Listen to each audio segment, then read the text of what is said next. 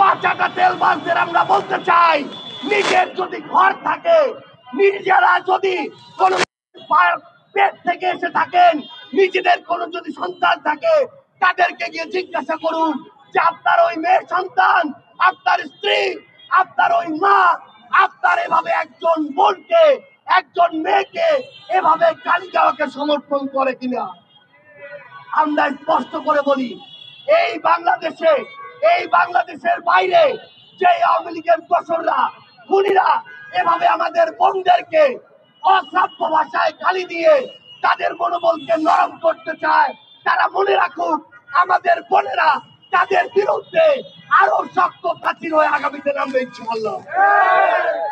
আমরা দেখেছি আজকে যারা মির্জা ফখরুল ইসলাম আলমগীরের একটি সাক্ষাৎকার স্পষ্ট করে বলি, আর এই ধরনের পরোক্ষভাবে কথা বলা আমরা পছন্দ করি না।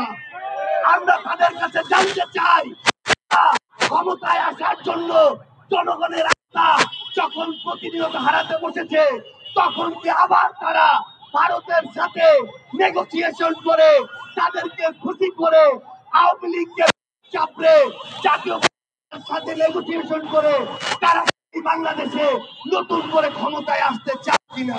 আমাদের বিপ্লবের অন্যতম যোদ্ধা, আমাদের বিপ্লবের রাজবন্দী, আমাদের সদস্য সচিব জনাব আক্তার হোসেনকে কিভাবে সেখানে অপদস্থ করা হয়েছে এবং অপদস্থ করার ক্ষেত্র তৈরি করে দেওয়া হয়েছে। আমরা ডক্টর ইউনূসকে বলতে চাই, আপনি যদি শুধুমাত্র নিজের প্রোটেকশন নিয়ে এগিয়ে যাওয়ার কথা চিন্তা করেন, তাহলে আগামীর বাংলাদেশের কোন গুরুত্বপূর্ণ বিষয় আমরা আপনার কাছে নিরাপদ মনে করি না। কারণ আপনার দিকে পুরো বাংলাদেশ তাকিয়েছিল, আপনার দিকে শহীদ পরিবার, অভ্যুত্থানের রক্ত দেওয়া যোদ্ধারা তাকিয়ে আছে এখনো। আমরা স্পষ্ট করে একটা কথা বলি, পিঠ বাঁচিয়ে যে চলার স্বভাব দেখাবে, তার এই বাংলাদেশে আর পিঠ বাঁচিয়ে চলা হবে না।